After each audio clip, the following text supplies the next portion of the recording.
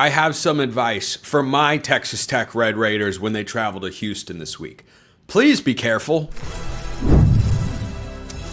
You are Locked On College Football with Spencer McLaughlin, your daily podcast on all things college football. Part of the Locked On Podcast Network, your team every day. Welcome, everybody, to another episode of Locked On College Football. I'm your host, Spencer McLaughlin, and thank you all so much for making this your first listen or your first view every day, part of the Locked On Podcast Network, your team every day, your daily source to stay up to date with the biggest stories in this, the greatest sport on planet Earth. Can Vanderbilt stun Alabama? We'll get the Vandy perspective of things going into the road game against the Crimson Tide on game day, no less, on college game day. Vanderbilt football, what a time to be alive. Where BYU sits in the Big 12 with West Virginia coming up next. All in today's show, which is brought to you by our friends over at Mazda. Like the players of your favorite team, Mazda sweats every detail because when you make every move count, pulling off the unexpected is only the beginning. Stay tuned later for highlights in this week's Moving the Game Forward Mazda Move and Be Move. Parker Ainsworth of Locked On Houston Cougars is here. One of two Locked On Cougars hosts I will talk with, on today's show. Jake Hatch will be here too.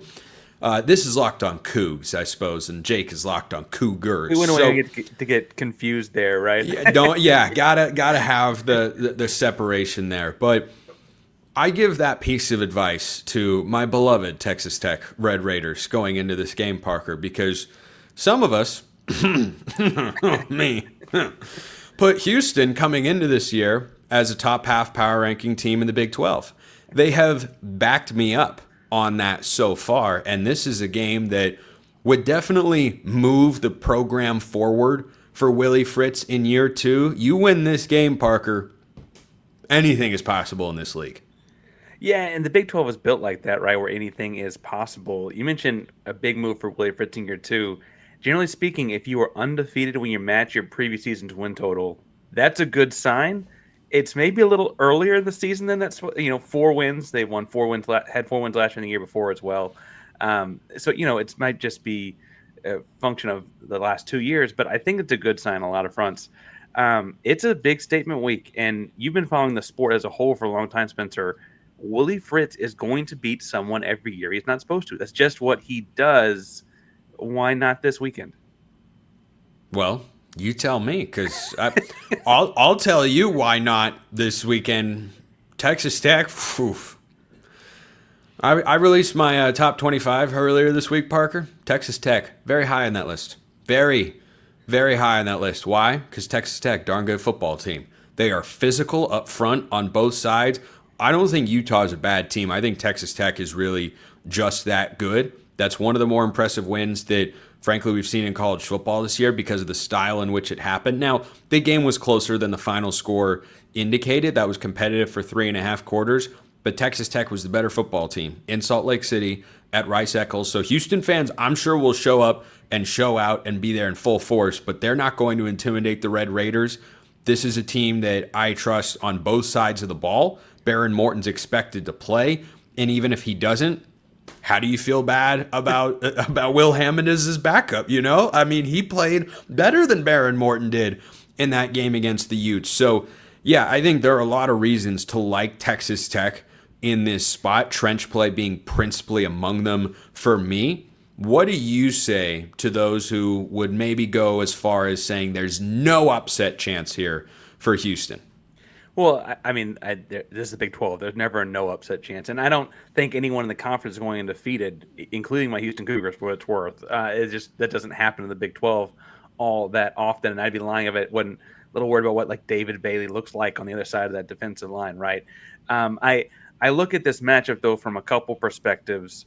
One, you mentioned the home crowd. Houston is unique in that, all of Big 12 and a lot of SEC alumni just so happen to already live there. So it's like the game in their backyard for their hometown. So you'll see a lot of Texas Tech fans there just because that's a function of how that goes. I think Chris Level said on our crossover this week, actually, that's the largest condensed population of Texas Tech alumni is actually in Houston, not in Lubbock or DFW, which was a little surprising. But regardless, in this matchup, I think you've got a matchup problem for Tech, actually, and Tanner Koziol, the tight end matchup.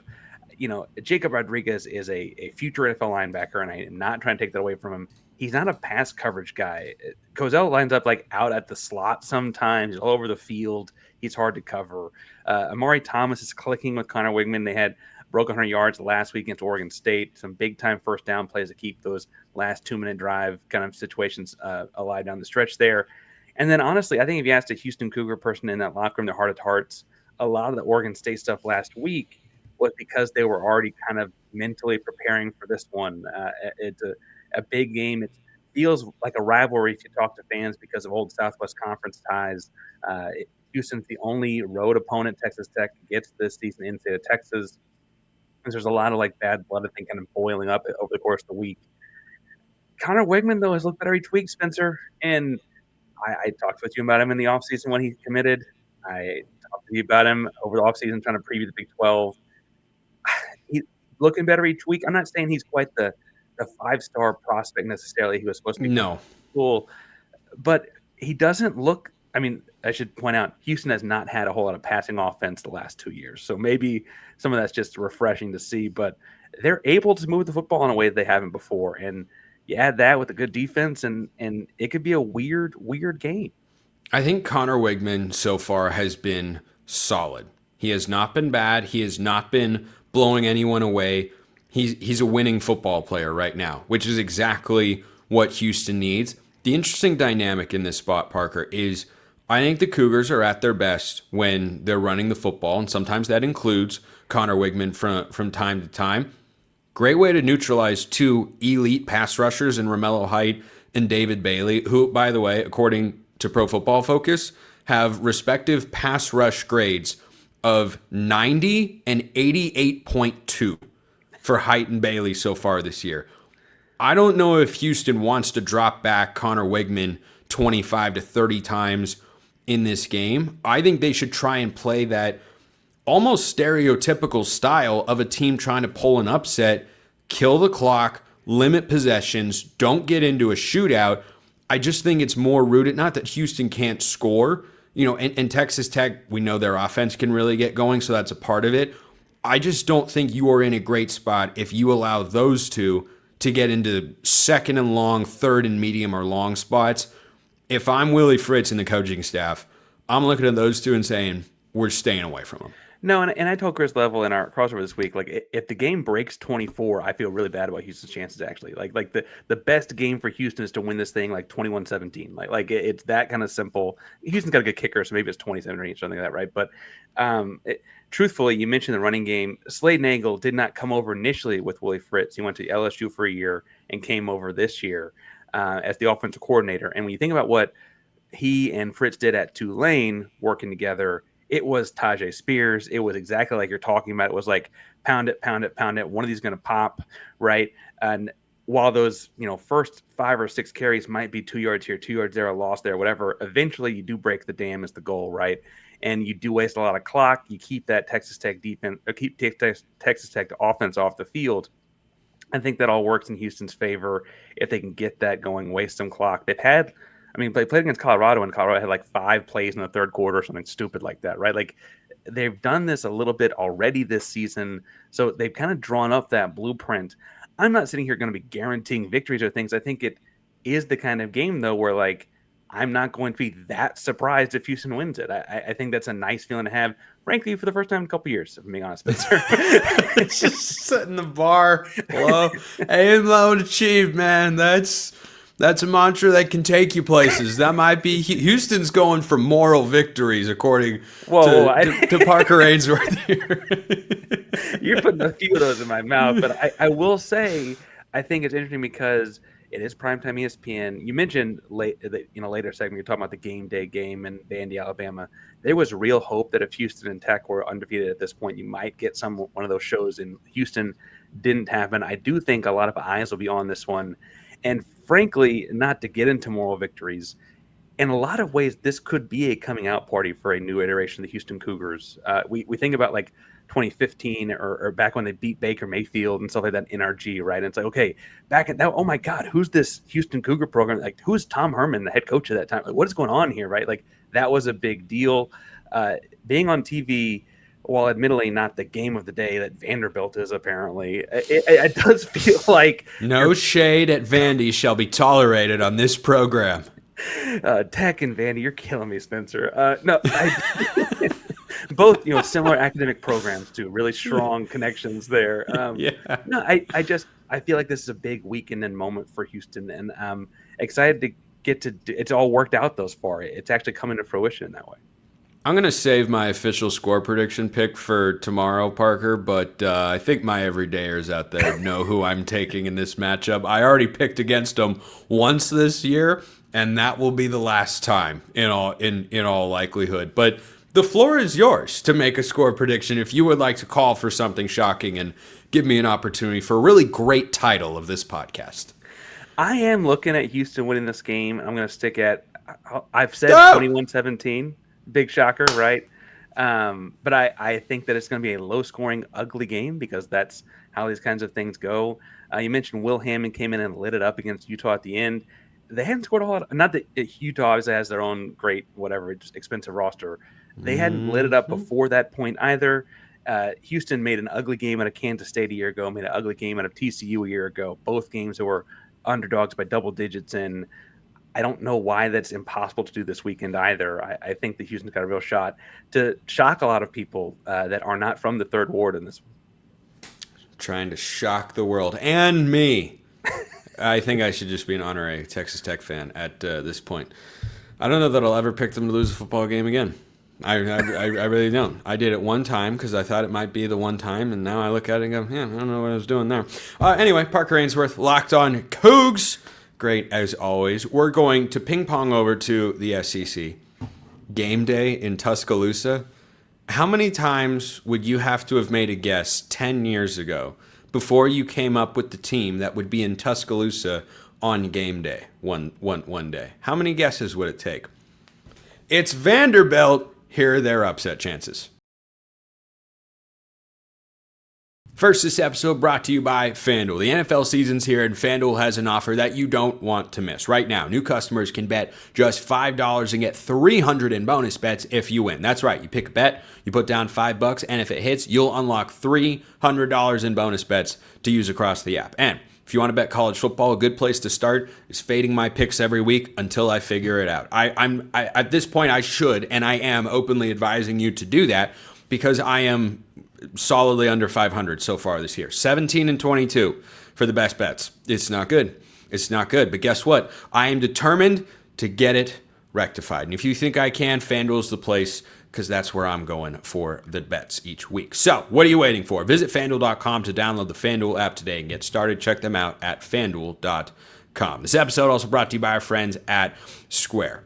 Your favorite neighborhood spots are running on Square. No matter what kind of spot it is. Could be the local community deli or market or anything that is making your neighborhood thrive. Guess what? It's probably running on Square. Whether you realize it or not, there's a high likelihood that you have used Square. You know, when you go and you want to get your credit card on your phone and you look at it, you get the Face ID, you double click, and then you just scan right there, and then whoop, you got the sandwich from your favorite spot. Yeah, it's probably using Square. We've all used it a number of times without even always realizing it. Square helps neighborhood businesses thrive, and when the businesses thrive, the whole neighborhood thrives. Square is a proud partner of more than 4 million neighborhood businesses around the world. You can go to square.com/go/lockedoncollege to learn more, but before you do, go support your favorite neighborhood spot. You'll be happy you did. Square, see you in the neighborhood.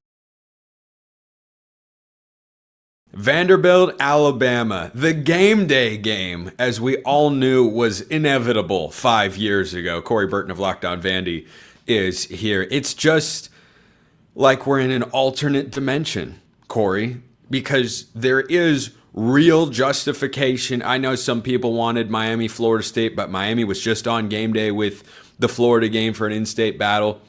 This is the right call to make Vanderbilt, Alabama the game of the week, and it just frankly is. And so for Vanderbilt in this spot, you have the ability to prove that you're not a fluke, that you're not just trendy, you're not just a fun story. You go into Tuscaloosa and win. We're talking about top 10 playoff caliber Vanderbilt. Incredible sentence, but it's one that would be uttered. Yeah, that's a sentence I never thought I'd be able to utter. Even just 2 years, even when I very first took over Locked On Vandy, I was like this close from having a coaching search, with Clark Lee, based on how 2023 went. But, he overhauled a bunch of things, and now here we are. They're going to participate in NIL, like they're building their brand. And Diego Pavia is just sent down from the college football heavens. And he has gotten better each and every week. From his very first start till now, just everything is light years better. His leadership is there. This team has a mentality. They play as one. They're tough. They're physical. They're hard-nosed. They're gritty. And all of that has led to them being able to score 49 points a game, rack up nearly 500 yards a game. They've beaten all 5 opponents. Diego Pavia has not finished a game yet because they've beaten down their opponents. And that's a road game at Virginia Tech, who, they're not as great as we thought they were, but still Vanderbilt goes into Lane Stadium and beats the tar out of Virginia Tech. That's always going to get people's attention. Do the same thing at Williams-Brice. Yeah, they knocked out Lenore Sellers, but they did exactly what they were supposed to do against the backup quarterback. They dominated, and they dominated up front. I think they were winning that game either way. Yeah, they were. Utah State, I think they're going to be in contention for the Mountain West Championship. Like, they are a legitimate team under Bronco Mendenhall. Georgia State, okay, but they scored 70, and that's the first time they've done so since their starting quarterback was flying overhead France in 1918 in World War I. So that's a crazy stat. So, like, they've done everything that they're supposed to do against their schedule that elite teams do. They're playing like an elite team. They've got elite team DNA. They've just got to go out there and prove it on Saturday. Yeah, and, they're currently ranked, 18th by the AP poll right now? 16 in the AP, 17 coaches. Okay, 16. Yeah, that's underrated. Spencer's top 25 has got them at number 11. And you could make the case that that's a touch low. They will not be underrated if they win this game against Alabama. So let's talk about how they do that. They're on the road. I think our friends at FanDuel have got this at about 11.5 points in favor of the Crimson Tide in this spot, which automatically means, of course, Corey, big point spread, Alabama Vanderbilt automatically means that Alabama is going to win. And of course, we know it's not the case. Last year it was 22.5. But go beyond Diego Pavia for a moment. He has to look like himself. He's got to have the offense doing, I think, what they did last year, and it can be a crowd silencer as well now that they're on the road, which is convert 3rd and 4th downs. Nothing sucks the air out of the stadium like 3rd and 4th down conversions and a running game. That is how you neutralize a crowd in a hostile environment. And go beyond Diego Pavia, though. Give me a couple guys on the Vanderbilt side that you look at and go, this guy's got to play well, or Vanderbilt's taking their first loss of the season. Offensively, you said it. The run game has to be elite. So that's got to be Cedric Alexander, MK Young, and AJ Newberry, the trio of running backs that has played extremely well this year. They've got to have a big game. I think Trey Richardson, you've got to find creative ways to get him the ball as a slot wide receiver, outside wide receiver. He can play in different spots there. Eli Stowers has got to have a monster game. I think he can affect things in the middle of the field. He can affect things in the run game. He can line up in a multitude of different places. He's got to affect the game as well. And then Junior Sherrill, who's emerging as the true number 1 receiver. I think he's proving himself to be a legitimate receiver in this league and prove that he belongs in that category. He's got to have a big game. So, like, the complementary pieces have all got to chip in and do their part, because this has got to be truly an all-11 type of effort. And it starts up front, obviously, but running the game, like, you've just got to have different options. That takes the pressure off of Diego Pavia and lets him just be him and lets him just lead. And last year, I think, down the stretch of the season, he took too much on his shoulders. That's why I think he was banged up. But this year they've been able to, protect him a little bit more with play calls. Offensive line play has been a lot better as well. So on the Alabama side going into this game, as strange as it is to say, I will feel more credibly confident in Alabama after their big win against Georgia on the road, where I'm not saying Alabama played perfectly, but I think Georgia made a couple of rather large mistakes that let Alabama win the game. Now, they were 13 of 19 on 3rd down. and they had, I think it was under 20 yards of penalties in that game. All right, those have been problems for Kalen DeBoer's Alabama teams over the last couple of seasons, and yeah, you feel good about that if you're an Alabama fan, but for the Crimson Tide in this spot, I think they are still for me, they still have plenty to prove, and beating Vanderbilt would do something in that regard. They have a tough schedule that remains, but Ty Simpson has been playing some really good football ever since the Florida State game. Big reason for that, he's been much better protected. I think he is an incredibly talented, capable quarterback. We know about the weapons he's got with Ryan Williams and Jeremy Bernard. I don't expect much out of the Alabama run game. It's not Ryan Grubb and Kalen DeBoer's philosophy to have a huge run game every single week. Your confidence level 1 to 10 that Vanderbilt's defense can hold Ty Simpson under 250 passing yards on Saturday? Ooh, I'm gonna keep that around a 5 or 6, just kind of right there in the middle. It all depends on how they affect the receivers on the outside. It all affects on how they can disrupt his timing. He's very rhythm based. He's very timing based. And if they can make him hitch at the top of his drop and maybe double clutch and maybe not try to get everything out on time, that's kind of where he struggles. Florida State was able to make him do that. They were able to get errant throws and sacks when they disrupted his timing. If Vanderbilt can replicate that, then my confidence level goes up to about an 8 or 9. If they can't, it's going to be a long day for Vanderbilt.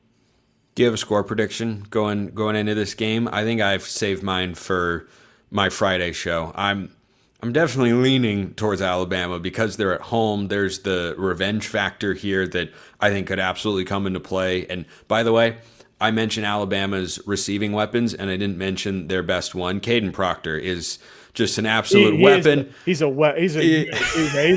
He just bowls through people, man. That was fun. I don't know if I loved the play as much as I loved Fowler and Herbstreit's reaction on the broadcast. Herbstreit in particular is just losing his mind, like, oh my gosh, they threw this guy the ball. That's incredible. But if Vanderbilt is going to pull this upset, Corey, and then give me your score prediction, what's the top thing you think they've got to do? Top thing they got to do is control the clock and control the field position, which I think that's their game. That's their MO. That's how they were able to win last year. And I think they're very much able to do that this year. I'm going to call my shot, Spencer. I'm going to say Vanderbilt's going to pull the upset, and it's going to be 34-31. Yeah.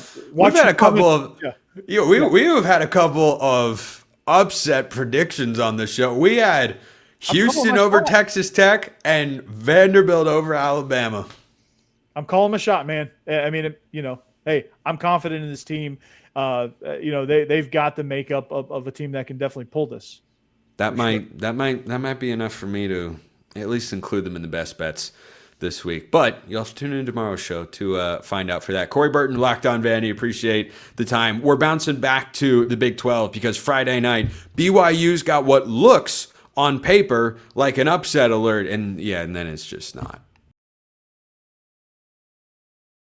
First, this episode brought to you by our friends at Mazda. Mazda crafts cars for those who do more than simply move. Mazda delivers confidence with every ride, with more IIHS Top Safety Pick awards than anyone else as of August 2025. From footwork to breathwork, the athletes of your favorite team are sweating all the details. And Mazda brings the same intention to how they craft every model. You can make everyday drives feel like anything but. From smooth handling to intuitive controls and all-wheel drive standard in every crossover SUV, you can drive with confidence through almost any season. Like the players of your favorite squad, Mazda sweats every detail. Because when you make every move count, impossible becomes irrelevant. Mazda, move and be moved. This episode also brought to you by our friends at Game Time. College football is back. I couldn't be more excited, as you could probably tell listening to or watching this show. The tailgates, the rivalries, you want to get to those things in person. Guess what? Game Time's what you got to go through because you don't want to deal with endless queues, hidden fees, prices jumping at checkout, none of that. Game Time is the app that gives the advantage back to fans. It's the easiest way to score last-minute tickets at the best prices with no surprise fees. What you see is what you pay. That's the best part. For me, and I've used Game Time on multiple occasions. It is the best way to get tickets to college football or, frankly, anything else you could want. Take the guesswork out of buying college football tickets with Game Time. Download the Game Time app, create an account, use the code LOCKEDONCollege for $20 off your first purchase. Terms apply. Again, that's promo code LOCKEDONCOLLEGE for $20 off. Swipe, tap, ticket, go. Download Game Time today. What can BYU show against West Virginia on Friday night in Provo? Jake Hatch of Locked On BYU Cougars is here to discuss just that. Look, I've never seen anything like this, Jake. I've never in my life seen a team do the exact opposite of what I predict them to do on this show. This is well over a 90% hit rate at this point. All I needed for a winning week, which for my best bets, I desperately needed a winning week, was for BYU to cover 6.5 against lowly Colorado. And then I checked the score after the first quarter, and it's 14-3. And the Buffs are up, and I'm going, you've got to be kidding me. They're going to lose that. All right, and then they didn't. So going into this game against West Virginia, I'll save my prediction for later. Make of that what you will, BYU fans. Do you see the Cougars as one of the best teams in the Big 12, or do you still think they have something to prove? Because I am in camp 2 at the moment. Like them, don't, love it. I am getting the like it size at Cold Stone. I am not getting the love it just yet. Not to make this a boring segment, but I'm right there with you, Spencer. Here's the deal. BYU, they have played Portland State, Stanford, East Carolina, Colorado, now West Virginia this week. Those are not world beaters by any means, but following this, you start next week. Arizona, Utah, Iowa State, Texas Tech, TCU, Cincinnati. That's your next 6 games. That stretch is going to be about as brutal as it could be for any Big 12 team this year. So I'm with you right now. I'm still waiting for them to, I guess, in some ways prove themselves. But after this game against West Virginia, that's when it's on, and we will really find out who the real BYU is. What happened last week? Did they just listen to the show and think, well, Spencer picked us to win picks, so we're making this a sweaty night in Boulder? I think that they were thinking about how thoroughly they dominated Colorado in December in the Alamo Bowl and felt like they were going to steamroll the Buffaloes once again. And I will give massive credit to Colorado. I was in the stands there in Boulder watching this unfold in person.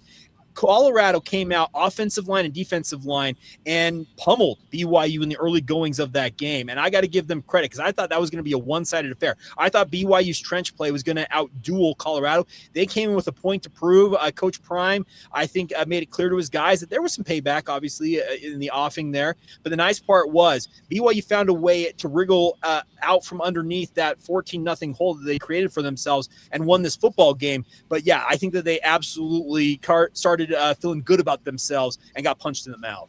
Do you think that can be a good thing, that they go on the road, get humbled a bit, escape with the win, just find a way to keep yourself in control of your Big 12 championship fate, but you also get a little wake-up call of, oh, right, this is the Big 12. You don't steamroll through anyone. The team that was picked to finish last a season ago won the league. Yeah, I think it was a wake-up call saying, hey, this is Big 12 play, and any team on any given week, we've seen how crazy and topsy-turvy this league is. You mentioned Arizona State going from literally picked last place last year to winning the league. That shows you how crazy this league is. Any team on any given Saturday can upset somebody else in this league, and I think BYU learned that lesson early on. I think they will be better for it because I think they'll be laser-focused on a game like this week against West Virginia where they're pretty decided favorites. Yeah, they are 18.5 points. Last I checked, according to our friends at FanDuel, they're at home. Now, I could really easily spin this into upset talk, and our guy Mountaineer Paul at Locked On West Virginia feels good. There's not a game. I don't know that he'll ever pick the Mountaineers to lose a football game. I think they could play 2019 LSU, and he'd say West Virginia's getting it done. Like, they're going to find a way. They're going to dig deep, and Rich Rod's going to pull some magic. Okay. So, Friday night, off a game in which they played just all right, short week. Friday night games feel like they get a little bit crazy. West Virginia has punched above their weight once this year. That was at home, but still, they've made a change at quarterback. Nico Marchiol isn't there, might enter the transfer portal with the injury situation. We're not here to discuss all of that, but I could kind of sort of talk myself into West Virginia hangs around in this game, but I don't think it's about West Virginia. It's about BYU. They did not play the way they are capable a week ago, and they almost really got bit in the butt for it. Yep. If they come out and play with their hair on fire, behind the crowd at Lavelle Edwards Stadium and they play really motivated football, this game will not be close. That's the hope, because you're right. They did get a wake-up call. They took that punch, and to their credit, they punched back and found a way to get out of Colorado with that win. But I think it absolutely served as the wake-up call that they needed, quite frankly, Spencer. I think they started thinking, okay, we're as good as we were last year. And I think that Colorado win, as close as it was, showed them, hey, maybe not. And you have to stay focused on games like this. West Virginia has been able to punch above their weight. Yes, they've had numerous quarterback injuries. You look at their offense in general, it's banged up beyond belief. Offensive line, running backs, wide receivers, and quarterbacks all injured, it feels like, across the board for West Virginia. BYU needs to obviously stay focused on this and not be looking past them at an Arizona or a Utah and say, we're focused on the here and now. And should they do it, Spencer, I think they're very capable of running away with this victory. Yeah, I just think a lot of things favor BYU in this spot. It's a pretty long ways to travel, and I have been consistent and mostly right on this show that, you got to have a lot of things going in your favor to win in these long trips. That's why I was so impressed with Oregon's win against Penn State, with Ohio State's win at Washington last week. Like these teams that are going really far for conference games, it has not always gone particularly well. What's the distance from Provo to Morgantown? Oh, somewhere in the 2,500 mile range, I think. Maybe that's a long way. It's at least 2,000. I know that. Yeah, that's a long way to go. So BYU needs to do what two things in order to win this game, as they should, 34-10? Run the football like they have all year, and we're talking like 200 plus yards. That's what they've been averaging all season long. They take care of that, and I think take care of the football. Do not give away the ball, which Bear Bachmeier has not done so yet in 4 career starts. He's the only BYU quarterback in their program history to have 10 plus touchdowns and 0 turnovers. And we're talking about the pantheon of BYU quarterbacks, including Jim McMahon, Steve Young, Ty Detmer, Zach Wilson. Some of the greats have never had a start like he has. Take care of that football. Do not give away short fields to West Virginia, and I think you'll handle your business at home. I'm scared for BYU's fans' sake to make a score prediction on this game because let me just say this to BYU fans that may be watching this or hearing this. Spencer has a really weird ability to affect the outcomes for BYU. So this is true. 18.5, Spencer. Take them to not cover. How about that? Okay, all right. We'll go full 2024 BYU game predictions here. Give me BYU to win a slugfest 10-7. 10-7. BYU's getting it done on Friday night. West Virginia is going to put the fear of I don't even know what into the hearts and minds of Cougar fans across the state. Translation, that means it's like what I'm predicting, 31-13 BYU. There we go. No, that's what you think. But it's what I think that we know matters above all else. Jay Cash, Locked On BYU. Great as always, my man. Appreciate everyone listening. I'll see you next time. Until then, hope you all have a wonderful rest of your day.